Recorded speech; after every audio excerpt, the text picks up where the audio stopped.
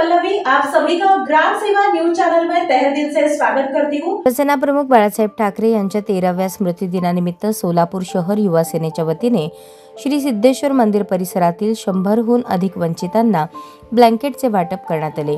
बाळासाहेब ठाकरे यांनी दिलेल्या 80% समाजकारणाच्या शिकवणीप्रमाणे समाजसेवेचा अखंड ज्ञानयज्ञ सुरू ठेवणे हीच त्यांना खरी आदरांजली असे शहर प्रमुख विठ्ठल वानकर यांनी सांगितले।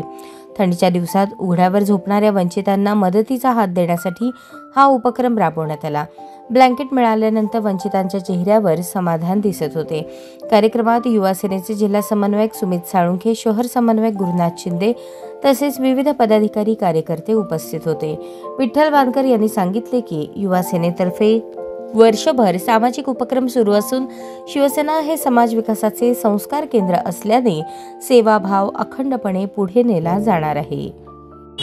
वंदनीय शिवसेना प्रमुख स्वर्गीय बाळासाहेब ठाकरे यांचा आज 13वा स्मृतिदिन आहे। या स्मृतिदिनानिमित्त शहर युवा सेनेच्या वतीने आज आपल्या सोलापूर शहरातील सिद्धेश्वर मंदिरालगत असलेल्या अनेक निराधारांना आणि गरजूंना ब्लँकेट वाटपचा कार्यक्रम या ठिकाणी घेण्यात आलेला आहे। निश्चितच सांगायला आम्हाला आनंद वाटतो।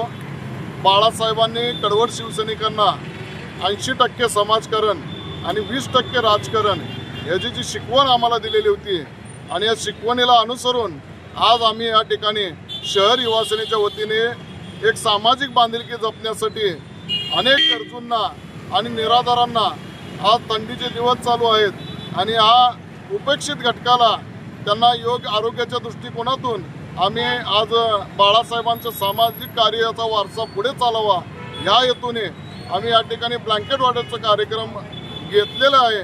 यापुढे देखील काळात शिवसेना ह्या वंचित घटकासाठी, निराधारासाठी आणि जनसामान्य लोकांच्या न्याय हक्कासाठी त्यांच्या अडीअडचणीला नेहमी धावून येईल याची ग्वाही निमित्ताने आम्ही देतो आणि या ठिकाणी थांबतो। जय हिंद, जय महाराष्ट्र।